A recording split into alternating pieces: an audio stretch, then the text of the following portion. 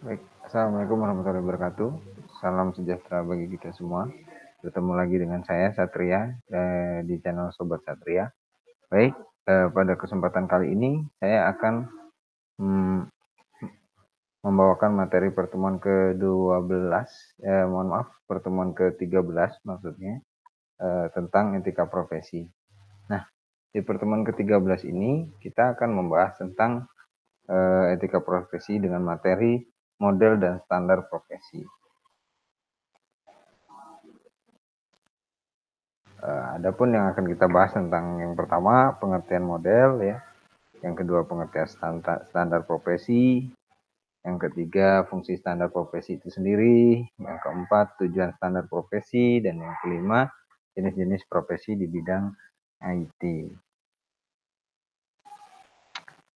Model ya, kita berangkat ke pengertian yang pertama yaitu model. Nah, model itu sendiri adalah sebuah proses atau representasi dari satu objek ya, objeknya benda dan ide-ide ya, dalam bentuk sederhana dari satu kondisi dan fenomena alam ya, di mana model ini merupakan tiruan dari suatu benda ya, bisa itu patung, lukisan ya, mungkin ya, benda atau sistem atau kejadian ya, berdasarkan yang sesungguhnya hanya berisi satu informasi-informasi yang dianggap penting untuk ditelaah dan dipahami ya. Nah, kata model ini sendiri diturunkan dari bahasa Latin ya, yaitu mold artinya cetakan atau pattern artinya pola. Jadi model ini satu bentuk atau objek benda atau yang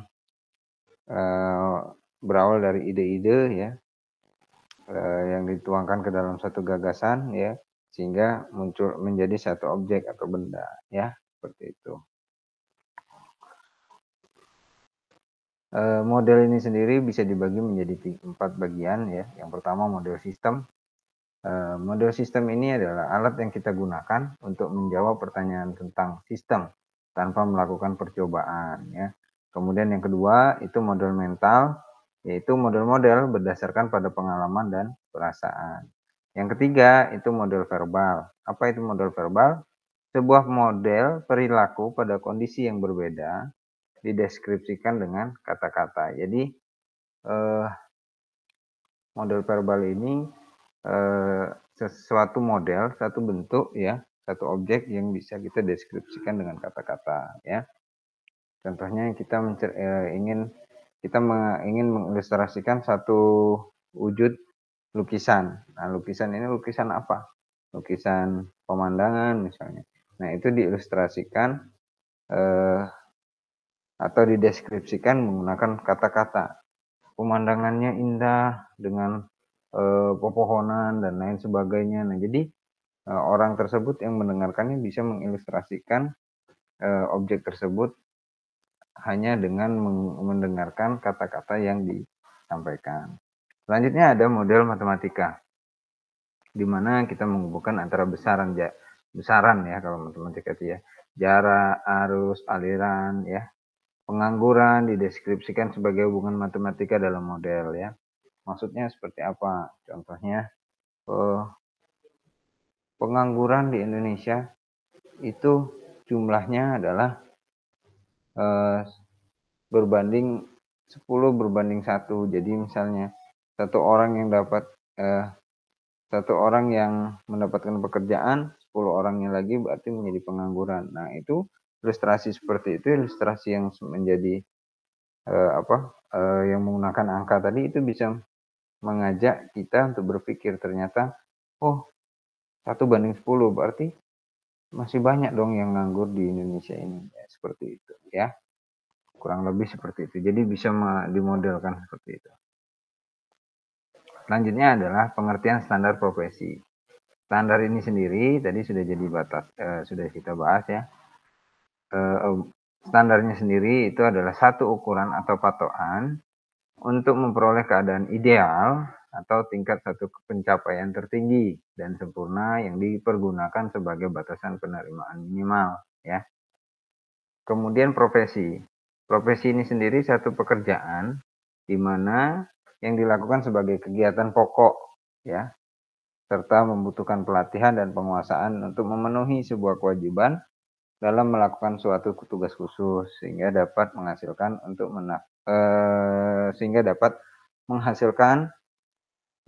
sesuatu ya untuk menafkahi hidup. Jadi kalau profesi ini kemarin kan sudah saya jelaskan dari awal bahwasanya profesi ini segala bentuk kegiatan yang dilakukan ya secara terus-menerus, tapi dalam artian kegiatan yang dilakukan ini adalah kegiatan yang membawa sebuah hasil.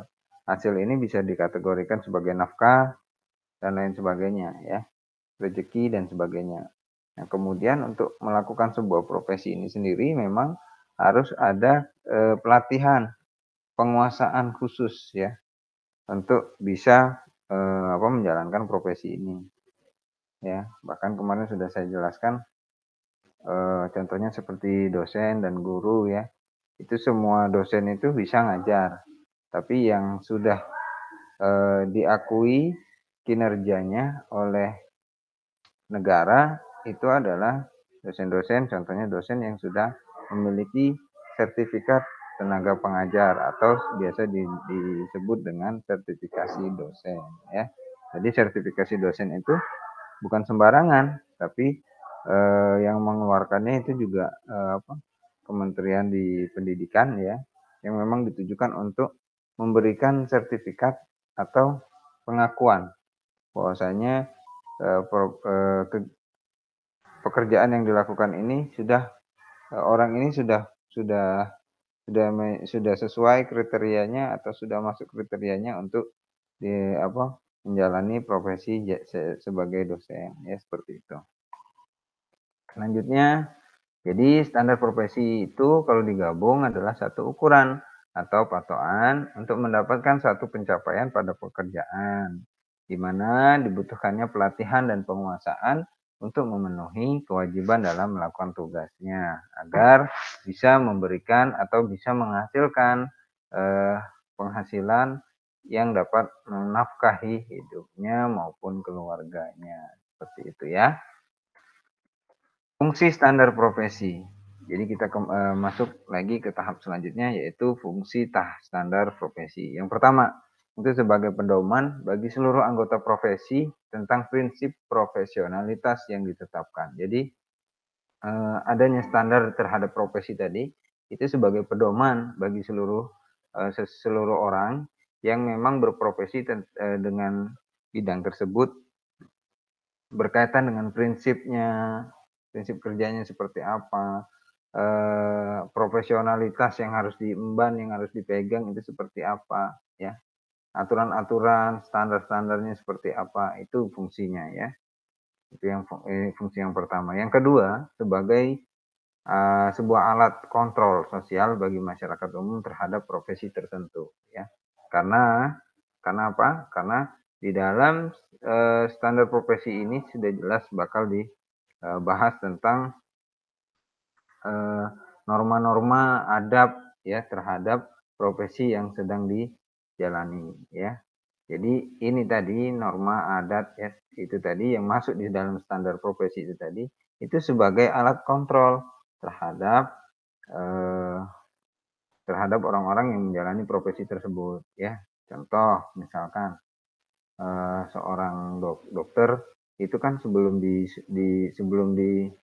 nanti menjadi dokter itu kan disumpah jabatan dulu, disumpah dulu ya. Nah, dalam sumpahnya mungkin disebutkan bahwasannya dokter harus senantiasa mementingkan kepentingan umum atau kepentingan masyarakat dibanding kepentingan pribadi ya. Tujuannya apa? Tujuannya ketika dokter tersebut menjalankan profesinya, kemudian ketemu kasus-kasus yang ya mungkin ada pasien yang nggak punya uang untuk berobat dan lain sebagainya, padahal pasien tersebut sudah harus wajib mendapatkan penanganan ya. Ya otomatis harus diutamakan dulu jiwa sosialnya sesuai dengan apa yang sudah disampaikan pada saat sumpah jabatan atau sumpah profesi ya. Seperti itu contoh kecilnya. Kemudian yang ketiga, itu sebagai sarana untuk dapat mencegah campur tangan dari pihak lain di luar organisasi terkait etika dalam keanggotaan suatu profesi. Jadi kalau standar profesi itu sudah diatur ya, jadi orang-orang yang di luar profesi tersebut tidak bisa mencampuri profesi tadi karena kita sudah punya standarnya, sudah punya aturan bakunya untuk menjalankan profesi tadi ya. Jadi eh, kalau hal-hal yang sudah di luar dari konteks standar profesi itu ya, itu tidak bisa dicampur adukkan ketika kita sedang menjalankan sebuah profesi tersebut ya. Itulah pentingnya adanya standar profesi. Kemudian tujuan standar profesi. Jadi standar profesi ini memiliki tujuan juga. Yang pertama untuk menjunjung tinggi martabat satu profesi ya. Nah, dengan adanya standar profesi ini diharapkan martabat profesi tadi tidak hilang ya, atau tidak keluar dari tidak hilang dari profesi itu sendiri ya. Yang kedua, menjaga serta juga mengelola kesejahteraan anggota profesi. Maksudnya seperti apa? Jadi dengan adanya standar profesi, jadi dalam penentuan upah ya, melakukan dalam penentuan sebuah upah terhadap profesi tersebut juga harus diatur ya. Misalkan dosen itu kalau yang S2 ya terutama itu berapa honor ngajarnya ya, disesuaikan.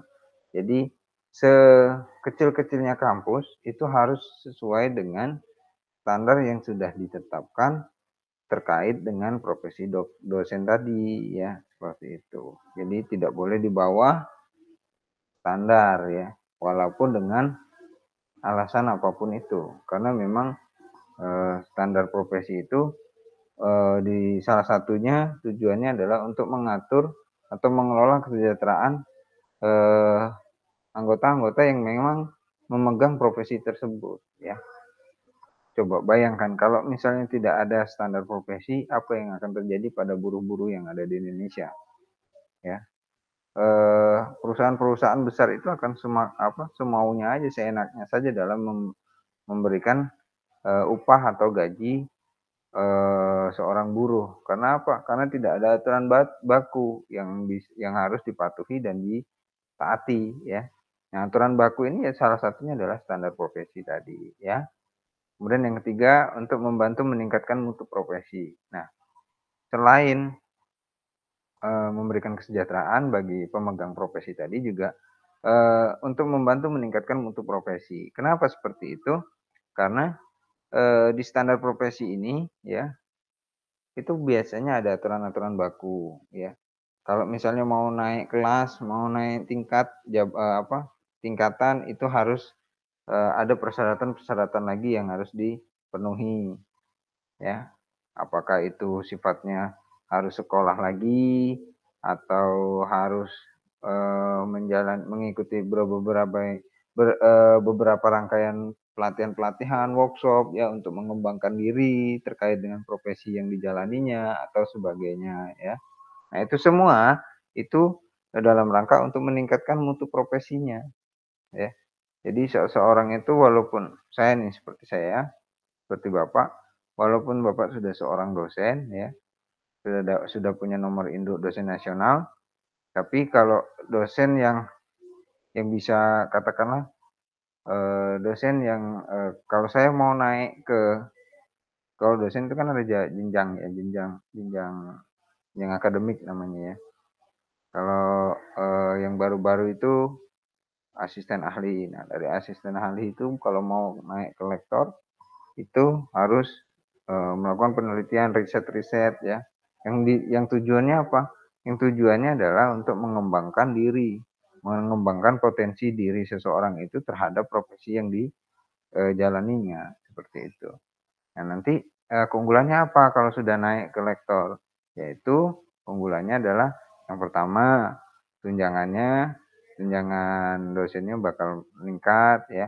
kemudian juga gajinya bisa bertambah seperti itu ya. Itu feedback dari peningkatan mutu dari profesi yang dijalani oleh anggota tersebut ya. Kemudian yang keempat, meningkatkan pelayanan profesi itu di atas keuntungan pribadi. Nah, ini tadi standarnya ya. Jadi pelayanan profesi itu diutamakan dibanding kepentingan pribadi. Yang kelima itu menentukan standar baku bagi profesi. Jadi semua aktivitas yang ada di dalam profesi yang dijalani itu tadi itu harus ditentukan standar bakunya bagi profesi. Jadi itulah tujuan standar profesi. Yang keenam, untuk meningkatkan kualitas organisasi menjadi lebih profesional dan juga terjalin dengan erat. Nah, ini bisa jadi ya terjadi karena apa? Karena standar profesi di dalam organisasi tersebut sudah dipenuhi semua bagi pemegang profesinya masing-masing ya, sehingga organisasi tadi secara tidak langsung akan lebih berkompeten. Contohnya apa? Contohnya kalau di kampus ya, itu akan dilihat seperti ini. Misalkan program studi sistemasi ya, itu dikelola oleh orang-orang yang sudah profesional di dalam bidangnya. Kenapa?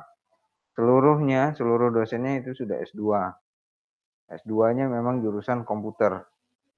Nah, itu kan lebih berkompeten tuh ya. Lebih linier bidang ilmunya ya. Jadi akan secara tidak langsung akan mengangkat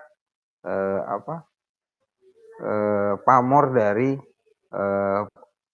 program studi tadi ya. Karena apa? Karena dikelola oleh dosen-dosen yang memang berkompeten, yang memang lulusan komputer, yang memang sudah memiliki sertifikat dosen ya, yang artinya profesinya sudah diakui oleh negara seperti itu ya.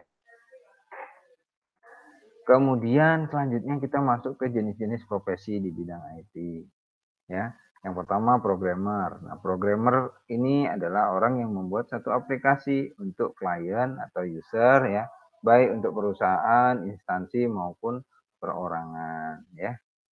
Programmer tuh ya. Yang kedua, network engineering. Nah, network engineering adalah orang-orang yang biasanya berkecimpung dalam bidang teknis jaringan. Ya, jaringan dalam hal ini adalah jaringan komputer. Kemudian dari maintenance hingga pada troubleshooting. Jadi dia yang berprofesi sebagai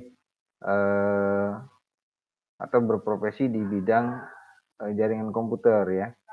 Bisa dikatakan ini kayak orang-orang yang kerjanya di Telkom ya, seperti itu ya, network engineering. Tapi tidak hanya di Telkom, di kampus juga ya, yang bikin jaringan-jaringan komputer itu siapa? Ya inilah bagiannya network engineering ya. Kemudian yang ketiga itu ada sistem analisis. Sistem analisis ini adalah orang yang memiliki keahlian untuk menganalisa sistem yang akan diimplementasikan. Dimulai dari menganalisa sistem yang ada, kelebihan dan kekurangannya apa, sampai studi kelayakan dan desain sistem yang akan dikembangkan. Nah, ini biasanya bisa jadi ini anak-anak sistem informasi ya, sudah belajar tentang analisa sebuah sistem ya. Jadi dia profesinya adalah analisis. Jadi dia menganalisa sistem tadi ya, bagaimana kekurangan kelebihan dari sistem itu tadi dianalisis ya, kemudian studi kelayakan dikaji desain sistem yang akan dikembangkan. Yang selanjutnya IT support. Ini merupakan pekerjaan IT yang mengharuskan seseorang bisa mengatasi masalah umum yang terjadi pada komputer ya. Contohnya apa? Menginstal software, memperbaiki hardware ya. Bisa juga dia membuat jaringan komputer ya. Nah, ini profesi ini cukup mudah dan bisa semua orang melakukannya karena bisa dilakukan atau dipelajari secara otodidak tanpa memerlukan pendidikan khusus ya. Hanya saja jenis profesi seperti ini ya, ketika nanti skupnya cakupannya lebih profesional, dia tetap harus memiliki sertifikat-sertifikat dari lembaga-lembaga pelatihan yang memang sudah diakui ya, Tujuannya apa? Tujuannya adalah untuk menjadikan, profesi, orang tersebut, si pemegang si seseorang yang menjalankan profesi tersebut menjadi lebih profesional lagi. Ya balik-balik lagi ke penghasilan nanti ya. Jadi kalau dia sudah memiliki sertifikat itu, kemudian, dia ditempatkan di tempat kerja yang baik ya, jenjang karirnya akan baik, maka akan berakibat dengan penghasilan yang akan baik juga ya. Oke, selanjutnya ada software engineering. Software engineering adalah mereka yang memiliki keahlian untuk memproduksi perangkat lunak, mulai dari tahap awal ya, spesifikasi sistem sampai pemeliharaan sistem setelah digunakan. Nah, ini kurang lebih seperti, pemrograman tadi ya, kurang lebih seperti programmer tadi ya. Jadi, dia bisa membuat sistem perangkat lunak ya dari awal sampai akhir. Kemudian yang keenam ada database administrator. Database administrator adalah mereka yang memiliki keahlian untuk mendesain, mengimplementasikan, memelihara, serta memperbaiki sebuah database ya. Nah ini Pak, kalau misalnya bertanya, "Pak ini bisa nggak Pak orang pemrograman tadi?" Bisa, bisa ya. Ini juga masih berkaitan dengan, programmer tadi ya. Web administrator adalah seseorang yang bertanggung jawab secara teknis terhadap operasional sebuah situs atau website ya. Jadi ini orang yang, memang pekerjaannya sehari-hari adalah me-maintenance sebuah web ya. Entah itu website perusahaan, entah itu website pemerintahan ya. Ini, profesinya yaitu, atau dikatakan nama profesinya adalah web administrator. Selanjutnya ada web developer. Web developer adalah mereka yang memiliki keahlian untuk memberikan konsultasi pembangunan sebuah situs dengan konsep yang telah ditentukan. Jadi ini memang web developer ini orang yang bergerak di bidang, jasa ya, jasa pembuatan sebuah situs, alamat website ya, kemudian website atau aplikasi ya. Ini yang dikatakan web developer ya. Nah, selanjutnya ada web design. Web design adalah mereka yang memiliki keahlian dalam membuat desain atraktif dan menarik untuk situs serta desain untuk kepentingan promosi situs secara visual. Jadi website ini, tidak hanya dibuat tapi juga harus dipikirkan bagaimana desain yang baik, bagaimana desain yang keren ya, yang bisa menarik minat orang untuk mengakses dari web itu sendiri. Nah, itu tidak lepas dari pekerjaan seseorang yang namanya web designer ya. Nah, karena apa? Karena web designer ini memang mereka keahliannya untuk mendesain, bagaimana tampilan web ya, yang menarik, kemudian isi-isinya seperti apa supaya dia menarik ya. Kemudian kalau misalnya kita mau mengadakan promo di dalam website itu seperti apa tampilannya yang menarik, yang sehingga, situs itu akan sering dikunjungi oleh orang ya.